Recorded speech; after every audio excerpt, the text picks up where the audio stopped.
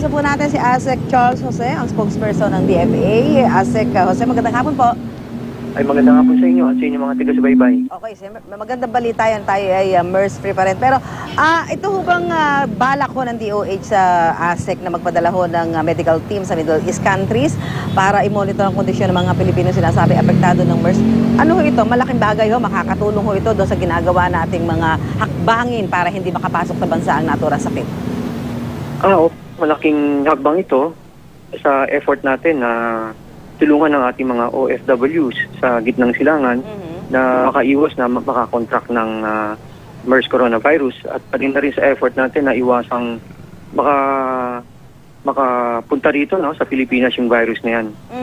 Sa mga embahada ho natin, sa mga consulate natin, ano ho yung, dyan sa Middle East, especially ASEC, meron ho tayong mga direktiba doon sa ating mga tauhan dyan para ho, kung i-monitor man or para gumawa ng mga hakbangin para hindi ho magkaroon ng ganitong klase ng sakit?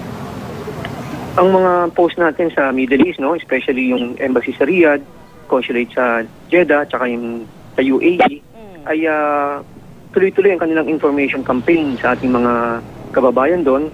In close coordination sila at nagde-disseminate sila ng information, lalo na mga advisories on how to avoid contracting this virus and how to keep themselves safe, So, tayo po ba, ASEC, may mga ginagawa ho tayo na makikipag-ugnayan ho ba tayo sa mga opisyal ho ng ibang bansa, like ito nga ho sa mga dyan ho sa Middle East countries para ho mapaigting yung mga hakbangin pa, considering na ito hong sakit na ito, medyo sa mga nakalipas na araw, medyo may mga nagiging biktima pa rin po.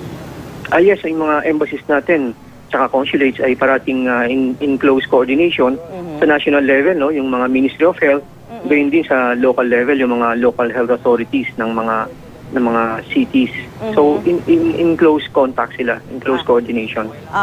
Yun hong mga umuwi nating mga OFW, ano ho ang ating meron ba tayong gustong iparating na mensahe sa kanila mga kamag-anak? Parang kasi yung isa sa mga nagiging problema, yung iba ho parang medyo naiinis kapag nakikita na may mga ginagawang ganung parang monitoring, especially sa ating paliparan. Ano ho ang gusto niyo iparating na mensahe para ho doon sa mga kamag-anak ng ating mga OFW na umuwi dito, lalo na kung nanggaling ho sila dyan sa mga bansa sa Middle East?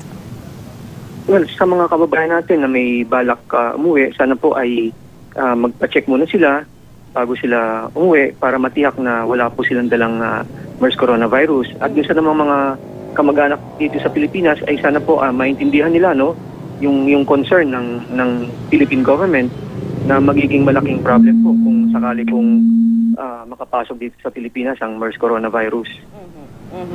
Okay, maraming salamat po, ASEC Charles Jose, ang tagapagsalita po ng DFA. Maraming salamat. Magandang hapon po. Maraming